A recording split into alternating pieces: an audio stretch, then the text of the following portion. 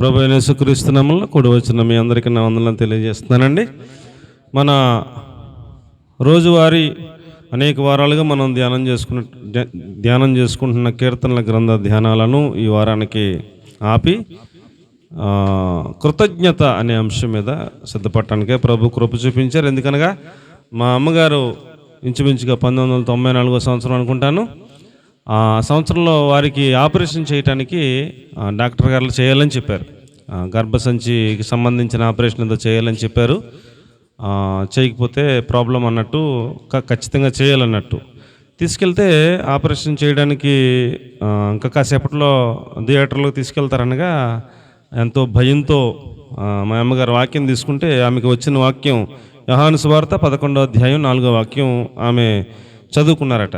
ఇది మరణం కొరకు వచ్చినది కాదు, కానీ దేవుని కుమారుడు దాని వలన మహిమపరచబడినట్లుగా ఈ వ్యాధి వచ్చింది అన్నట్టు ఆ వాక్యాన్ని చదువుకుని, అయితే దేవుడు నాతో మాట్లాడుతూ ఉన్నాడు, ఈ యొక్క ఆపరేషన్ ద్వారా, ఈ యొక్క వ్యాధి ద్వారా నేనేమి చనిపోను, బ్రతుకుతాను అని కొంచెం ధైర్యం తెచ్చుకుని ఆపరేషన్ థియేటర్లోకి ప్రార్థన చేసుకుని వెళ్ళారట.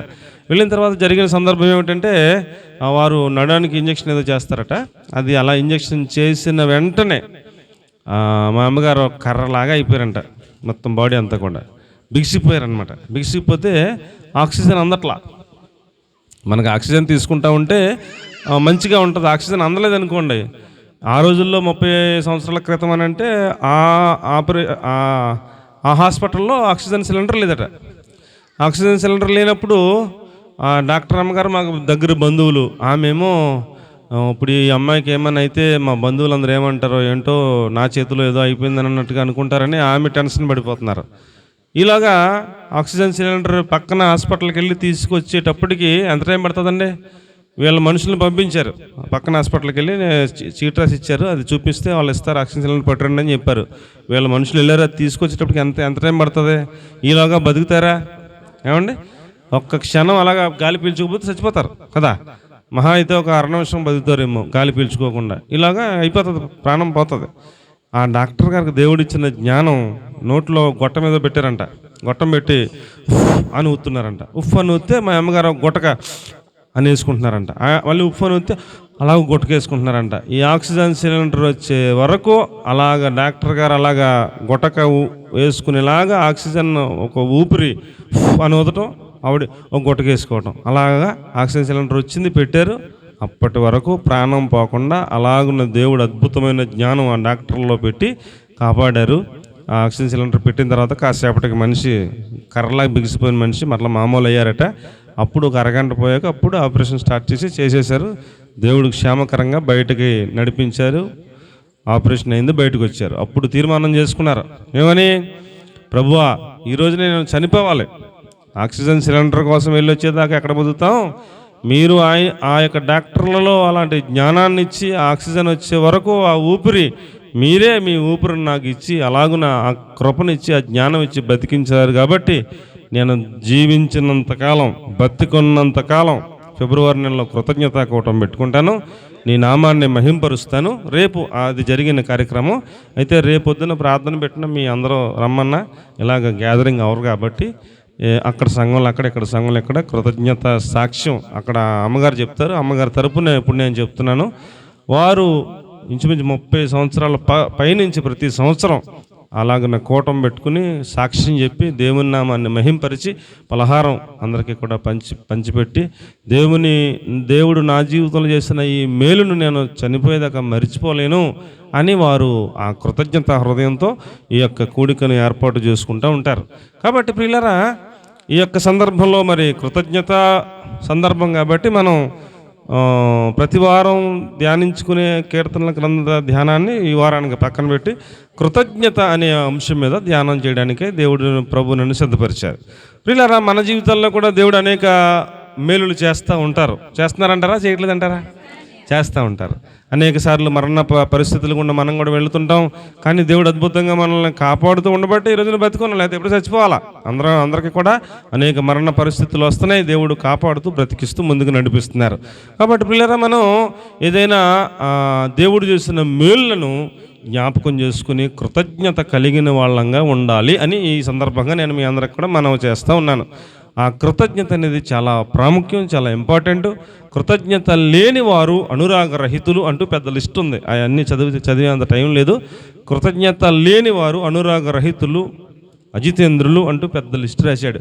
ఆ లిస్టులోకి మనం పోకుండా కృతజ్ఞత కలిగిన వాళ్ళంగా మనము దేవునిని మహిమపరచాలి అని ఈ యొక్క ఉపదేశం ద్వారా ప్రభు మనతో మాట్లాడుతూ ఉన్నారని నేను మీకు మనవి చేస్తూ ఉన్నాను. ఈ సందర్భం ఏమిటనగా, లాజరు అని ఆయన ఉన్నాడు బేతనీయ గ్రామంలో. వాళ్ళ అక్కలు మరియమ్మ గారు, మార్తమ్మ గారు ముగ్గురు ఉన్నారు ఆ ఇంట్లో. యేసు ప్రభు ఆ మార్గం గుండా, ఆ ఊరు గుండా ఎప్పుడు వెళ్ళినా వాళ్ళ ఇంటికి వెళ్తారు, వాళ్ళ ఇంట్లో బస చేస్తారు, అక్కడ కూర్చుంటారు. వాళ్ళంటే ఆయనకి ఎంతో ప్రేమ. అలాంటిది ఆ లాజర్కి జబ్బు చేసింది, ఆయన బాగులేడని ఆ అక్కయ్యలిద్దరూ కూడా కబురు పంపారు యేసు ప్రభుకి. అయ్యా మా తమ్ముడు చచ్చిపోయేలాగా ఉన్నాడు, రండి అయ్యా మీరు వస్తే మా తమ్ముడు బతుకుతాడని చెప్పి ఆయనకి కబురు పంపారు.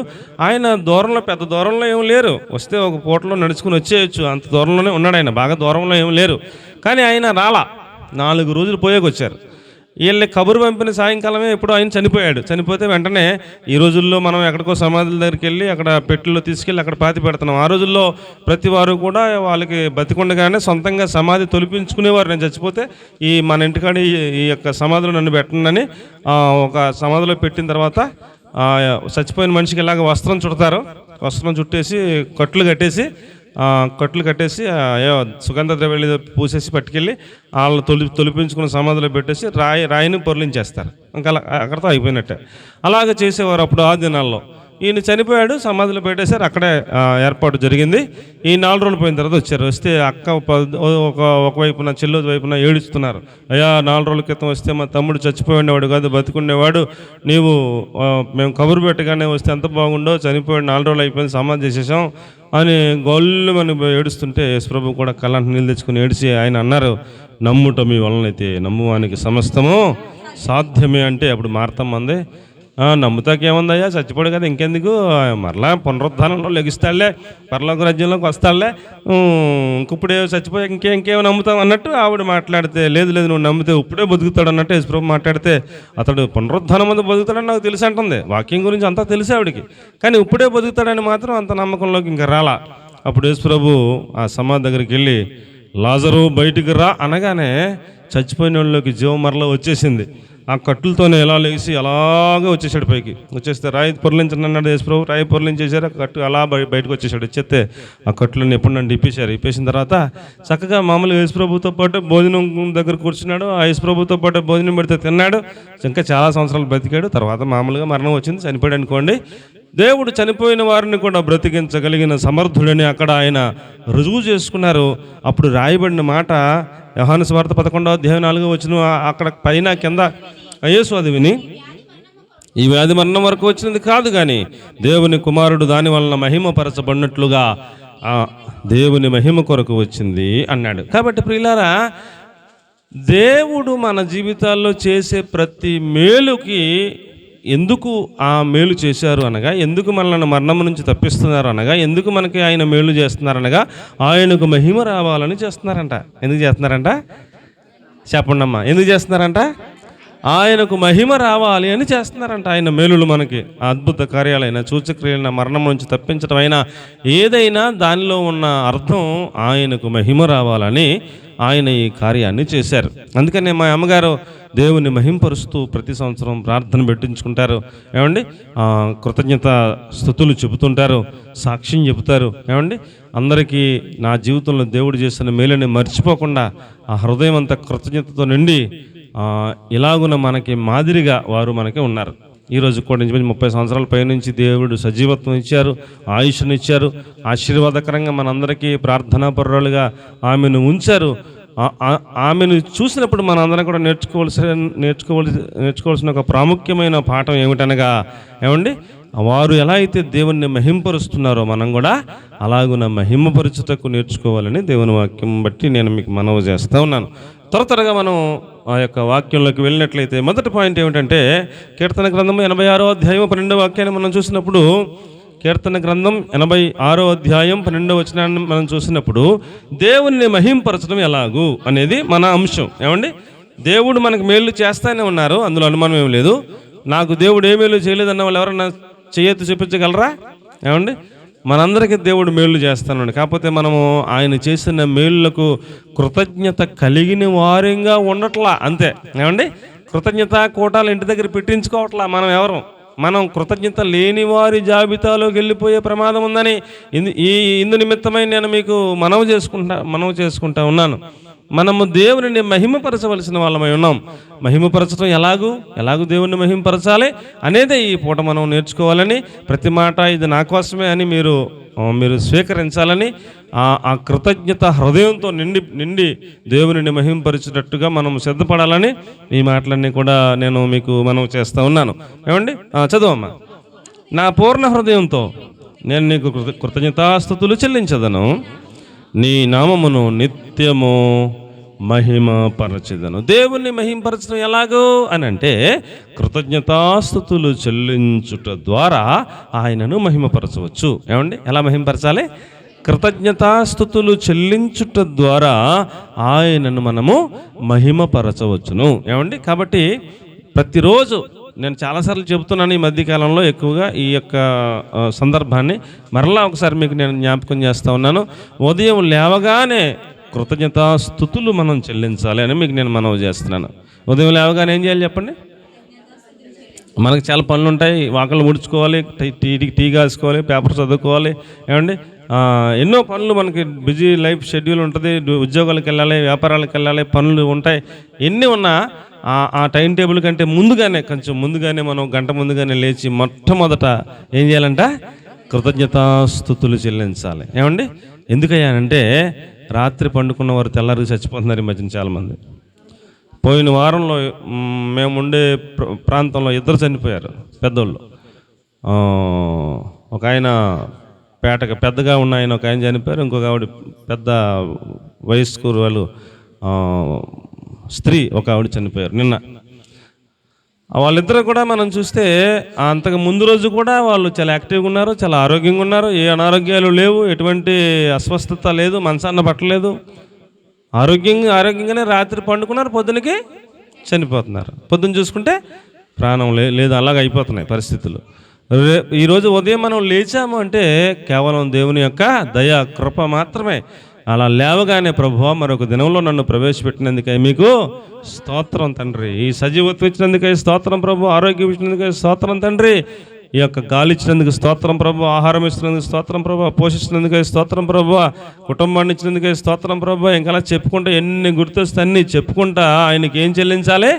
కృతజ్ఞతాస్తుతులు. థ్యాంక్ యూ జీజస్ అని ఆయనకి కృతజ్ఞతాస్తుతులు చెల్లిస్తూ ఉండాలి. ఉదయం లేవగానే ఎవరైతే ఈ యొక్క అలవాటు కలిగి ఉన్నారో అలాంటి వ్యక్తులుగా మనం మారాలనే దేవుడు కోరుకుంటున్నాడు. దేవునికి స్తోత్రం కలుగును గాక. హల్లెలూయా. ప్రియులారా, కృతజ్ఞత అనేది ఒక ఆశీర్వాదం. కృతజ్ఞత అనేది ఏమిటి చెప్పండి? ఆ కృతజ్ఞతాస్తుతులు చెల్లించడం అనే దాంట్లో ఒక ఆశీర్వాదం ఉంది. కాబట్టి ఉదయం లేవగానే మొదటి ప్రాధాన్యత, మొదటి ఆ యొక్క స్థానం దేవునికి ఇచ్చి ఆయనకు కృతజ్ఞతాస్తుతులు చెప్పటంలో మనం అలాగ మనం సిద్ధపడితే అదే మనకి ఆశీర్వాదంగా ఉంటుందని నేను మీకు మనవి చేస్తూ ఉన్నాను. చంటి పిల్లల స్తుతుల మూలముగా ఒక దుర్గాన్ని దేవుడు స్థాపించాడంట. ఏం స్థాపించాడంటే స్తుతుల మూలముగా ఒక దుర్గమును, మన చుట్టూ ఒక దుర్గాన్ని దేవుడు కట్టేస్తున్నాడంట. అంటే మనకి ఎంత సెక్యూరిటీ అండి?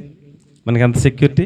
మన చుట్టూ ఒక దుర్గమును దేవుడు కట్టేస్తే శత్రువు మన మీద ఏమన్నా వేస్తే మనకు తగులుతుందా? ఏమీ తగలదుగా. మరి ఉదయం లేవగానే మనం స్తుతులు చెల్లించట్లేదని అంటే మన చుట్టూ దుర్గం లేనట్టేగా. శత్రువు ఏది చేసినా మనకు తగులుతుంది. తగిలినప్పుడు ముట్టితే బొడుపు రావచ్చు, ఏదైనా బాణం ఎత్తే గుచ్చుకోవచ్చు, ప్రాణం కూడా పోవచ్చు. కాబట్టి మనం ఉదయం లేవగానే స్తుతులు చెల్లించడం ద్వారా ఒక దుర్గమును దేవుడు కట్టేలాగా మనం ఆయనకి ఏం చెల్లించాలి? స్తుతులు చెల్లించాలి. కృతజ్ఞతాస్తుతులు చెల్లిస్తూ ఉండాలి అని దేవుని వాక్యం తెలియజేస్తుంది. స్తుతుల మూలమున దుర్గాన్ని స్థాపించిన దేవుడు, స్తుతుల మూలమున ఏమండి ఒక సింహాసనాసీనుడై ఆయన కూర్చునే దేవుడు, ఇశ్రాయేలు స్తుతుల పైన ఆసీనుడై ఉండే దేవుడు అన్నారు. కాబట్టి స్తుతులు అనేది ఒక ఆయనకి సింహాసనం వేసినట్టు, స్తుతులు అనేది ఒక దుర్గమును మనం కట్టుకోవడం అన్నట్టు, మనకు ఒక సంరక్షణ కేంద్రం అన్నట్టు. కాబట్టి ఆ స్తుతులు ఎంతో మనకు ఆశీర్వాదకరం. కాబట్టి ప్రియులారా, 2వ దినవృత్తాంతాల గ్రంథం 26వ వచనాన్ని కనుక మనం చూస్తే బెరాకా లోయ అన్నాడు. అక్కడ బ్రాకెట్ పెట్టి ఆశీర్వాదపు లోయ అన్నాడు. బెరాకా లోయ అంటే ఏంటండి? స్తుతి లోయ అన్నాడు. ఇంకొక తర్జుమాలో ఆశీర్వాదపు లోయ అన్నాడు. అక్కడ ఏమన్నా బ్రాకెట్ ఉందా? అక్కడ ఏమన్నా ఒకటేసి కింద ఏమన్నా వేసారా? స్తుతి లోయ. ఏమండి స్తుతి లోయ. నేను ఇంకొక వెర్షన్లో చూస్తే, ఇంకొక తర్జుమాలో చూస్తే ఆశీర్వాదము బెరాక్ అనగా అని రాసిపెట్టుంది. కాబట్టి ప్రియులారా, స్తుతులు, కృతజ్ఞత స్తుతులు చెల్లించటమే ఒక ఆశీర్వాదం అని నేను మీకు మనవి చేస్తూ ఉన్నాను. ప్రియులారా, నా వైపు చూస్తూ ఆలకించండి. వాక్యం చదివేశారు కదా. బెరాకా లోయలో ఏమి జరిగిందయ్యానంటే, ఇటువైపు ఇశ్రాయేలీయులు ప్రజలు ఉన్నారు, వీళ్ళది ఒక రాజ్యం. వీళ్ళ మీదకి అవతల 3 రాజ్యాల వాళ్ళు వచ్చారు. ఎవరండి? ఒక రాజ్యం మీదకి ఒక రాజ్యం వస్తే యుద్ధం కరెక్ట్గా ఉంటుంది కదా. ఒకటి మీదకి ఒకటి యుద్ధానికి వస్తే కరెక్ట్గా ఉంటుంది. ఈ ఒక్కడి మీదకి 3 దేశాలు కలిసి ఒకరికొకరు చెప్పుకుని, మనం ఒక్కొక్కరు వెళితే గెలవలేమరా బాబు, వాళ్ళ మీద 3 కలిసి వెళ్ళి వాళ్ళని సర్వనాశనం చేసేద్దామని 3 మాట్లాడుకుని 3 కలిసి వచ్చారు. ఇసుక రేణువుల్లాగా బెరాకలో మొత్తం మనుషులతో నిండిపోయింది, ఆయుధాలతో నిండిపోయింది, రథాలతో నిండిపోయింది. ఆ వార్త ఇశ్రాయేలుకి తెలిసింది, మన మీదకి యుద్ధానికి 3 దేశాల వాళ్ళు వచ్చారని. ఇశ్రాయేలుని పరిపాలిస్తున్నటువంటి ఆ రాజుగారు వెంటనే ఉపవాసం ఉండి ప్రార్థన చేయడానికి మందిరానికి వెళ్ళాడు. ఆయన ప్రార్థన చేస్తుండగా దేవుడు చెప్పాడు, నాన్న మీరు యుద్ధం చేయాల్సిన పని లేదు, మీరు యుద్ధం చేయాల్సిన పని లేదు, యుద్ధం నేను చేస్తా. మరి మీరేం చేయాలో చెప్తాను. మీరు నన్ను స్తుతిస్తా యుద్ధ భూమిలో పరిశుద్ధాలంకృతులై మీరు నన్ను స్తుతులు చెల్లిస్తూ, కృతజ్ఞతాస్తుతులు చెల్లిస్తూ ఆరాధిస్తూ ఉండండి, యుద్ధం నేను చేస్తాను అన్నాడు దేవుడు. చెబితే రాజుగారు నమ్మాడు. ప్రవక్త చెప్పాడు, ప్రవక్త చెప్పిన మాట రాజుగారు నమ్మాడు. ఇశ్రాయేలీయులందరికీ చెప్పాడు, ఇశ్రాయేలీయులారా మీరు యెహోవాను నమ్ముకునండి, ఆయన ప్రవక్తలను నమ్ముకున్నప్పుడు మీరు కృతజ్ఞులు అవుతారు. దేవుడు మనల్ని యుద్ధ భూమిలోకి పరిశుద్ధ అలంకరణతో వెళ్ళి ఆయనను స్తుతించమని చెబుతున్నాడు, యుద్ధం ఆయన చేస్తానని చెబుతున్నాడు. అంటే ఇశ్రాయేలీయులు అందరూ ఏండి, యుద్ధానికి ఎవడైనా కత్తేజ్కి వెళ్తాడో, యుద్ధానికి ఎవడైనా కవచాలు తొడుక్కుని వెళ్తారో, అవతలుడు శత్రువు ఏదైనా బాణం ఎత్తే కవచానికి తగిలి కింద పడిపోద్దే, ఇక్కడ తలకి కూడా శిరస్త్రాణం పెట్టుకుని వెళ్తారో, నువ్వేమో యుద్ధానికి పరిశుద్ధాలంకృతులై, అంటే మందిరానికి వచ్చినప్పుడు మనం ఎలా తయారవుతాం? బోర్లు పట్టుకుని, స్తంబర్లు పట్టుకుని, సితారాలు పట్టుకుని ఎలా వస్తాం, అలాగా యుద్ధ భూమిలోకి బోర్లు పట్టుకుని, తంబర్లు పట్టుకుని, సితారాలు పట్టుకుని పాటలు పాడతాకి, ఆరాధించడానికి, స్తుతించడానికి వెళ్ళమంటున్నాడు. యుద్ధ భూమిలోకి ఎవరైనా అలా వెళ్తారా? ఏమండి, ఏం మాట్లాడుతున్నావు రాజా నువ్వు? ఏమిటి, మేము రాము, నువ్వు చెప్పినట్టుకు వెళ్తే వాళ్ళ బాణాలు ఎత్తే అందరం చచ్చిపోతాం అని సగం మంది అండి నమ్మక దేవుని మాట వెనకడుగు వేసిన వాళ్ళుగా కనపడుతున్నారు. అప్పుడు యెహోషాపాతు రాజు అన్నాడు, అయ్యా యెహోవాను నమ్ముకునండి, ఆయన ప్రవక్తలను నమ్ముకోండి, ఆయన చెప్పిన మాట వినండి అనగా కొంతమంది తెగించి బతికితే దేవుని కోసం బతుకుదాం, చచ్చిపోదాం ఆయన మాట విందామని కొంతమంది వచ్చారు. వస్తే వాళ్ళని తీసుకుని పోయాడు యుద్ధానికి ఎలాగెళ్ళాడు? పరిశుద్ధాలంకృతులై లైన్గా నుంచుని ఇక్కడ వీళ్ళు స్తుతించుటకు మొదలు పెట్టారంట. అంతే, ఇక్కడ వీళ్ళు స్తుతించడానికి ఏం చేశారంట? మొదలు పెట్టగానే అక్కడ దేవుడు యుద్ధం స్టార్ట్ చేశాడు. దేవునికి స్తోత్రం కలుగునుగాక. ఏమండి, ఈ 3 రాజ్యాల్లోనే 3 దేశాల్లోనే ఈ దేశానికి కొంతమంది మాటరుగా అంటారు, ఈ దేశానికి కొంతమంది మాటరుగా అంటారు, ఈ దేశానికి కొంతమంది మాటరుగా అంటారని దేవుడు ప్రేరేపించి వాళ్ళని మాటుగా అంటారని పెట్టాడంట. ఇప్పుడు ఈ దేశం వాళ్ళందరూ ఒక డ్రెస్, ఈ దేశం వాళ్ళందరూ ఒక డ్రెస్, ఈ దేశం వాళ్ళందరూ ఒక డ్రెస్ వేసుకున్నారు అనుకుందాం. ఈ మాటుగా అంటారు చెట్లు ఎక్కేసి ఉన్నారు, చెట్లు ఎక్కేసి అలా డ్రెస్సులు మార్చేసుకున్నారు అనుకోండి, అండి శత్రు దేశం డ్రెస్లాగా మార్చేసుకున్నారు అనుకోండి. ఇప్పుడు వాళ్ళని దేవుడు ప్రేరేపించాడు, ఈ దేశం వాడిని చంపేసేలాగా, ఈ దేశం వాడు ఆ దేశం వాడిని చంపేసేలాగా, ఆ దేశం వాడిని చంపేసేలాగా దేవుడు వాళ్ళలో అలాగా పెట్టాడు, ప్రేరేపణ పెట్టాడు. వాళ్ళకి ఏం గుర్తొచ్చినాయో, అంతకుముందు ఏమైనా దెబ్బలాట్లు గుర్తొచ్చినాయేమో వాళ్ళకి మధ్యలో, వాళ్ళు వీళ్ళని చంపేస్తున్నారు, వీళ్ళు వాళ్ళని చంపేస్తున్నారు. అలాగా వాళ్ళని 3 దేశాలలో ఒకళ్ళు అందరూ కూడా ఒక్క కోటలో అనుకుందాం, అలాగా మొత్తం ఒకళ్ళనొకళ్ళు చంపేసుకుని మొత్తం చచ్చిపోయారు. అలాగా మొత్తం వీళ్ళు పొద్దున్న మొదలెట్టారు కదా స్తుతులు చెప్పడం, వీళ్ళు సాయంత్రం దాకా స్తుతులు చెప్పి ఆరాధించి స్తుతించి ఆమేన్ అని, అసలు ఏం జరిగిందో చూద్దాం, దేవుణ్ణి ఇప్పుడు దాకా స్తుతించాం కదా అని అలాగే వెళ్ళారంట. వెళ్తే చూస్తే ఏముంది అక్కడ? అందరూ చచ్చిపోయి ఉన్నారా? ఎవడు చంపేశారు తెలదా? యేసు ప్రభు దేవుడు యుద్ధం చేస్తానండి, దేవుడు యుద్ధం చేసి ఉంటాడైతే ఇలా మొత్తం అందరూ చచ్చిపోయారు, ఎవడో బతికిలాడు అని ఎంతో ఆనందంతో సంతోషంతో నాయకుడు చెప్పాడు, రేయ్ మీరు ఒలుచుకోగలిగినంత బంగారం, ఒక్కొక్కడు యుద్ధానికి వచ్చిన ప్రతి వాడి దగ్గర ఎక్లేసిన ఉంగరాలు, ఎక్లేసిన గొలుసులు అన్నీ ఉన్నాయంట, అలా ఒంటి మీద బంగారం ఉందంట, మీకు ఒలుచుకున్నంత ఒలుచుకోమని చెప్పి ఆర్డర్ ఇచ్చేశాడు రాజుగారు. వీళ్ళు ఒక్కొక్కడు కూడా సంచి పెట్టుకుని బయలుదేరారు అండి. బయలుదేరితే ఈ రోజుల్లో 25 కిలో మూట ఎత్తగలను నేను, ఒక 20 సంవత్సరాల క్రితం 50 కేలు ఎత్తివారు, మా నాన్నగారు 75 కేలు ఎత్తివారు అండి. ఇంకా వాళ్ళ ముందు తరములు 100 కేలు ఎత్తివారు. మరి ఆ రోజుల్లో ఎన్ని కేజీలు ఎత్తగలిగిన బలం ఉండేది వాళ్ళకి తెల్ల, కానీ వాళ్ళు మొయ్యగలిగినంత పోలుసుకున్నారంట బంగారాన్ని. ఇక మనం మొయ్యలేవురా అనుకున్నాక మూట కట్టేసి ఎవడ మూట ఆడు ఎత్తుకొని అండి ఇంటికి వచ్చేసారంట. ఇంకా ఒలుచుకోవాల్సింది ఇంకా చాలా ఉందంట అండి. ఈ యుద్ధానికి వెళ్ళిన వాళ్ళు ఒక్కొక్కడు మొయ్యగలిగినంత బంగారం ఇంటికి తెచ్చేసుకున్నా ఇంకా బోలంత ఉండిపోయిందంట అండి. ఇంకా చిరాకు వద్దురా అని మొయ్యగలిగినంత తెచ్చేసుకున్నారంట. తెల్లారింది కదా. తెల్లారిన తర్వాత ఇశ్రాయేల్ సగం మంది యుద్ధానికి రాలేదు కదా. పరిశుద్ధోలంకృతుల యుద్ధ భూమిలోకి వెళ్ళి మీరు స్తుతులు చెబుతారంటారా, అవతల బాణం ఎత్తే స్తుతులు చెబుతా ఉండండి పేనం వద్దని ఎటకారం చేశారు కదా. వాళ్ళ పొద్దున్న లేచి పనికి వెళ్తున్నారు. మరి గడవాలి కదండి. పనికి వెళ్తారే నువ్వు రావా అంటున్నాడు. ఈ యుద్ధానికి వెళ్ళండి. ఈడు అంటున్నాడా నేను రావాల్సిన పని లేదురా అన్నాడు. యారా అదేట్రా అంటే మరి ఎలా కొడుతుందిరా నీకంటే నేను బతికున్నంతకాలం నా పిల్లలు తినగలిగినంత ఆస్తి ఒక్క పూటలో ఇచ్చాడు దేవుడు, మోయగలిగినంత బత్త బంగారం మా ఇంట్లో ఉందరంటే అంటున్నాడు. అదేంటిరా అంత ఆశీర్వాదం ఎలాగొచ్చిందిరా, స్తుతులు చెల్లిస్తే వస్తుందిరా అన్నాడు. ఆడికి అర్థం అవుతలేదు. దేవునికి స్తోత్రం, మీ అందరికి వందనాలు. ఎలాగైతే ఆశీర్వాదం వస్తుంది చెప్పండి. స్తుతులు చెల్లిస్తే అంత ఆశీర్వాదం ఉందని పొందుకున్నవాడు చెప్తున్నాడు. ఆడికి అర్థం అవుతలేదు. మీకు అర్థమైతే దేవునికి స్తోత్రం. అందరూ స్తుతులు చెల్లించాలని దేవుని వాక్యం తెలియజేస్తుంది. పొద్దున్న లెక్కన పని మీద ఉండండి. దేవునికి మహిమ కలుగును గాక. కాబట్టి ప్రియులరా, మన అందరం కూడా కృతజ్ఞత నిండిన హృదయంతో లేవగానే ఏం చెప్పాలి? కృతజ్ఞతాస్తుతులు చెప్పాలి. అది ఒకటే. అందులోనే ఫస్ట్ పాయింట్లోనే ఇంకొక మాట. కీర్తన గ్రంథం 100వ అధ్యాయం 4వ వచనం, కృతజ్ఞత అర్పణలు చెల్లించాలి. అది విషయం. త్వరగా రావాలి, టైం అయిపోతుంది నాకు. కృతజ్ఞత అర్పణలు చెల్లించచ్చు, ఆయన గుమ్మములలో ప్రవేశించండి. చాలరా. కృతజ్ఞత అర్పణలు పట్టుకుని చెల్లిస్తూ ఆయన గుమ్మములో ప్రవేశించండి. ఆయన మందిరానికి వచ్చేటప్పుడు ఏమండి కృతజ్ఞత అర్పణను పట్టుకొని వచ్చి ఆయన మందిరంలో ప్రవేశించండి అంటున్నారు. అంటే కృతజ్ఞత స్తుతులు చెల్లించటం ఇంటికాడ చెల్లించవచ్చు అండి. తర్వాత మందిరంలో కూడా సమాజము మధ్యన కృతజ్ఞతాస్తుతులు చెల్లించాలని చెప్పాడు. తర్వాత కృతజ్ఞత అర్పణలు పట్టుకొచ్చి మందిరంలో ఇవ్వాలని చెప్పాడు అండి. దేవుడు యేసుప్రభు ఒక కుష్టివాడిని బాగు చేసి అంటారు, నీవు కృతజ్ఞత కానుకగా మోషే నియమించిన కానుక మందిరంలో వేసుకో అని చెప్పారా చెప్పలేదా? కృతజ్ఞత కానుక ఒకటి ఉంటుంది. దేవునికి స్తోత్రం కలుగును గాక. దేవుడు మనకు చేసిన మేలులను బట్టి కృతజ్ఞత హృదయంతో నిండి ఆ కృతజ్ఞత కానుక సెపరేట్గా ఉంటుంది. ఆ కృతజ్ఞత కానుక మనం వేసుకోవాలి అని దేవుని వాక్యం మనకు తెలియజేస్తూ ఉంది. ఇంకెక్కువ చెప్పలేను. ఏమండి 109వ కీర్తన 30వ వచనం కనుక మనం చూస్తే, ఇంటి దగ్గర ఉదయం లేవగానే కృతజ్ఞతాస్తుతులు చెల్లించండి. అలాగే ఏమండి అనేకుల మధ్యను నేను ఆయనకు కృతజ్ఞతాస్తుతులు చెల్లించదను. ఎక్కడ చెల్లిస్తారట? అనేకుల మధ్యను అనగా సంఘములో అనేకుల మధ్యను నేను ఆయనకు ఏం చెల్లిస్తాను? కృతజ్ఞతాస్తుతులు చెల్లిస్తాను. సంఘములో అనేకులు ఉంటారు. ఒకవేళ మన ఇంటి దగ్గర దేవుడు నాకెంత మేలు చేశాడే కదా అని సంఘస్థులందరినీ పిలుచుకొని, చుట్టుపక్కల ఉన్న వాళ్ళందరినీ పిలుచుకొని, ఈ సందర్భంగా నేను దేవుని వాక్యాన్ని అనేకులకు వినిపించాలని ఆశపడి కొంచెం ఖర్చు అయినా పర్వాలేదని ఏమండి ఇంటికాడ కృతజ్ఞత కూటం సంవత్సరానికి ఒక్కసారైనా ఏర్పాటు చేసుకోకపోతే మన దగ్గర కృతజ్ఞత ఏముందని చెప్పాలి మీకు. ఏమండి కృతజ్ఞత కూడిక ఇంటి దగ్గర ఏం చేయాలి? ఏర్పాటు చేసుకోవాలి.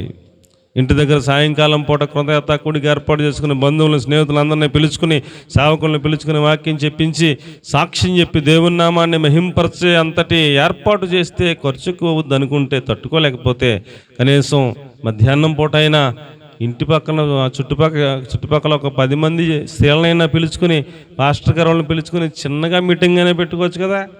ఏమండి అనేకుల మధ్యలో మనం ఏం చెల్లించాలి? కృతజ్ఞతాస్తుతులు చెల్లించాలి. అందరికీ కృతజ్ఞతాస్తుతులు అందరి మధ్యలో మనం చెల్లించాలి దేవునికి. చిన్నగా పెట్టుకోండి. ఒక 10 మంది వస్తారు, 10 మందికి 10 రెళ్ళు 20 అరటిపళ్ళు ఏమన్నా ఏమాత్రం అయిపోద్ది?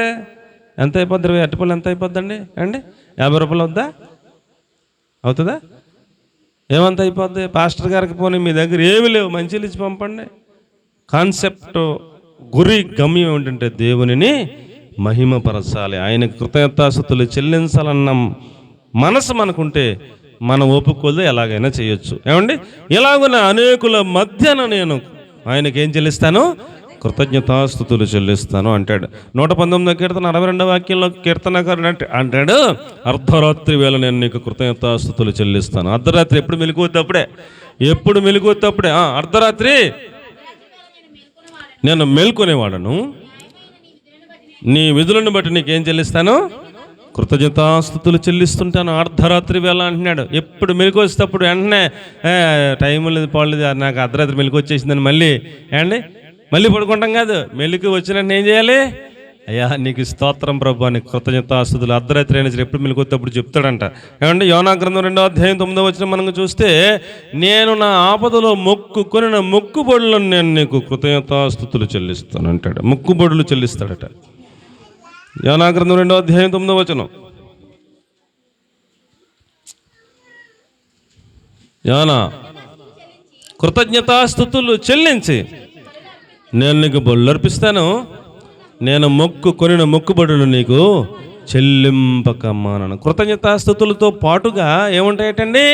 మొక్కుబడులు ఉంటాయటండి. అమ్మ నా వైపు చూడండి. అమ్మ యోనా గారిని సముద్రంలో పడేస్తే దేవుడు కనికరించి ఒక త్రిమింగళానికి ఆజ్ఞాపించాడు. త్రిమింగళమా మా యోనా ఒకడు పడిపోతాడు, నువ్వు మింగు అని చెప్తే తిమింగలం అలా తెరుచుకుని ఉంది నోరు.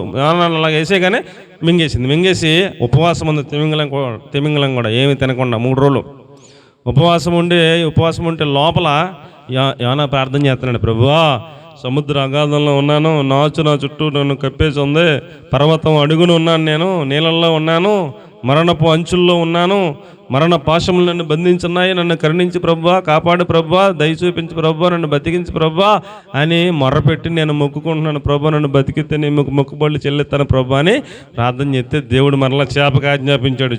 చేప నినివే పట్టణం దగ్గర వెళ్ళి ఒడ్డుని కక్కే అన్నాడు. ఈ చేప నినివే పట్టణం దగ్గరికి వెళ్ళి కక్కేసింది. ఎక్కితే బయటపడ్డాక చూసుకుని అమ్మ నినివే పట్టణం దగ్గరే పడేసింది అని చెప్పేసి శుభ్రంగా మళ్ళీ ఆ నీటిలోకి వెళ్ళి శుభ్రంగా స్నానం చేసి బట్టలు ఉతుక్కుని ఆరబెట్టుకుని ఆ తర్వాత మళ్ళీ ఆ బట్టలు వేసుకుని ఆ నినివే పట్టణం అంతరికి ప్రకటన చేశాడు. నినివే పట్టణస్తులు అందరూ ఉపవాసం ఉన్నారు, దేవుని కనికరాన్ని పొందారు. ఇప్పుడు యోనా గారు ఆ ఆపదలో సముద్రంలో చేప కడుపులో ఉన్నప్పుడు మొక్కున్నాడు కదా, ఇప్పుడు బయటపడిపోడు బతికిపోయాడు. ఇప్పుడు మొక్కుబళ్ళు అన్నీ మానేస్తే మంచిదేనా? మొక్కుబళ్ళు మానేసి బతికిపోయాం కదా అని మర్చిపోతే బాగుంటుందా? ఇంకొక చోట రాయబడింది, నీవు మొక్కుకున్నప్పుడు ఆ మొక్కుబడి వెంటనే చెల్లించు. నీవు మొక్కుకోకుండా ఉంటేనే మంచిది కదా. నేను ఎవడు మొక్కుకోమన్నాడు?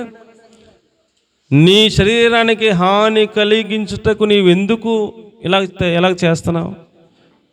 నీవు మొక్కుకోకుండా ఉండటమే మేలు, మొక్కుకున్నప్పుడు వెంటనే దాన్ని చెల్లించు అని ఖచ్చితంగా చెప్తున్నాడు. చాలామంది కష్టంలో ఉన్నప్పుడు, ఏదైనా కొంచెం ఇబ్బందుల్లో ఉన్నప్పుడు, ఏదైనా శోధన వచ్చినప్పుడు, ప్రభువా నాకు ఇది కనుక నువ్వు చేస్తే నేను నీకు ఇది ఇస్తానని మొక్కుకుంటారు. కానీ అది ఆ కార్యం జరిగిపోయినా కూడా దాన్ని ఆ మొక్కుబడిని చెల్లించడానికి వాయిదాలు వేస్తూ ఉంటారు, మేనమేషాలు లెక్కిస్తూ ఉంటారు. అది కరెక్ట్ కాదు అని చెబుతున్నాడు. నేను నీకు కృతజ్ఞతాస్తుతులు చెల్లిస్తాను. ఎలా చెల్లిస్తాను? నేను మొక్కుకున్న నా మొక్కుబడులను నీకు చెల్లించి నీకు కృతజ్ఞతాస్తుతులు చెల్లిస్తాను అన్నాడు. దేవునికి స్తోత్రం కలుగునుగాక. ప్రియులరా, ఆ యొక్క కృతజ్ఞతాస్తుతులలో ఎంత ఆశీర్వాదం ఉందనంటే, ఒక రోజున యేసుప్రభు వారు వాక్యం చెబుతూ ఉంటే 4,000 మంది పురుషులు ఉన్నారంట. 4,000 మంది పురుషులు ఉన్నారంటే ఇంకా ఆడవాళ్ళు 12,000 16,000 ఉంటారు. ఇంచుమించు ఒక 20,000 మంది జనాభా ఉంటారనుకోండి. అక్కడ పురుషులను మాత్రమే లెక్క పెట్టారు. యేసుప్రభు దగ్గర ఒక 7 రొట్టెలు కొన్ని చేపలు ఉన్నాయంట. ఆ 7 రొట్టెలని కొన్ని చేపలని దగ్గర పెట్టుకుని కృతజ్ఞతాస్తుతులు ఆయన చెల్లించి విరవటం మొదలుపెట్టాడంటే రొట్టెని విరిచి తిరుగుతూనే ఉన్నారు, గంపలేస్తున్నారు, మళ్ళీ ఇరుతున్నారు, గంపలేస్తున్నారు. అది డెవలప్ అయిపోతుందంట. అలాగా ఆ కృతజ్ఞతాస్తుతులు చెల్లించటంలో అంత అభివృద్ధి ఉందని దేవుడు తెలియజేస్తూ ఉన్నాడు. ఈయన ఇరుస్తూనే ఉన్నాడు, ఆ గంపలేస్తాడు, పట్టుకెళ్తున్నారు, పెట్టేవాళ్ళు పెడతాడు, తినేవాళ్ళు తింటున్నారు. మొత్తం 20,000 మంది తినేశారు. మిగిలిపోయింది అందరూ తినేసాక మీకు ఇంకా కావాలంటే అయ్యగారు మాకు కడుపు నిండిపోయిందని అందరూ అన్నారు. ఇంకా అక్కర్లేదన్నారు. అప్పుడు అయ్యా సరిపోయింది యేసుప్రభు అంటే ఆయన అప్పుడు ఇంక ఇరుత్తు మానేసి నానా మిగిలిన ముక్కలని ఎత్తన్నాడు. మళ్ళీ వేస్ట్ చేత గొప్పకోడు యేసుప్రభు ఫుడ్ని ఎత్తితే 7 గంపల నిండా మొక్కలు వచ్చినాయంట. ఇక 20,000 మంది తినగా ఇంక మొక్కలన్నీ కూడా ఎత్తితే తినేగా మిగిలిపోయిన మొక్కలు అనమాట 7 గంపల నిండా వచ్చినాయంట. ఆయన కృతజ్ఞతాస్తుతులు చెల్లించి విరిస్తే అంత అభివృద్ధి ఉందో, అంత ఆశీర్వాదం ఉందని చెప్తున్నాడు. దేవునికి స్తోత్రం కలుగునుగాక. మీకు కావాలనుకుంటే మత్తయి సువార్త 15వ అధ్యాయం 36వ వచనంలో ఆ మాటలన్నీ కూడా మీకు కనపడతాయి. మత్తయి సువార్త 26వ అధ్యాయం 27వ వచనాన్ని కనుక మనం చూస్తే మత్తయి సువార్త 26:27 ఆయన శరీరానికి సాదృశ్యంగా ఉన్నటువంటి రొట్టెను, ఆయన రక్తానికి సాదృశ్యంగా ఉన్నటువంటి రసమును ఆయన కృతజ్ఞతాస్తుతులు చెల్లించి వారికి ఇచ్చెను, వారు ఆ బలలో పాలు పంపులు పొందిరి అని రాయబడి ఉంటుంది. గిన్నె పట్టుకుని కృతజ్ఞతాస్తుతులు చెల్లించి వారికి ఇచ్చి, దీనిలోని మీరందరూ త్రాగండి, ఇది నా రక్తము, నిబంధన రక్తము, ఇది నా శరీరము అని చెప్పి ఇచ్చారు. ఎవరైతే కృతజ్ఞతాస్తుతులు చెల్లించి ఆయన శరీరంలోని రక్తంలో పాలు పంపులు పొందుతారో వారికి నిత్య జీవమునిస్తానని చెప్పాడు. దేవునికి స్తోత్రం కలుగును గాక.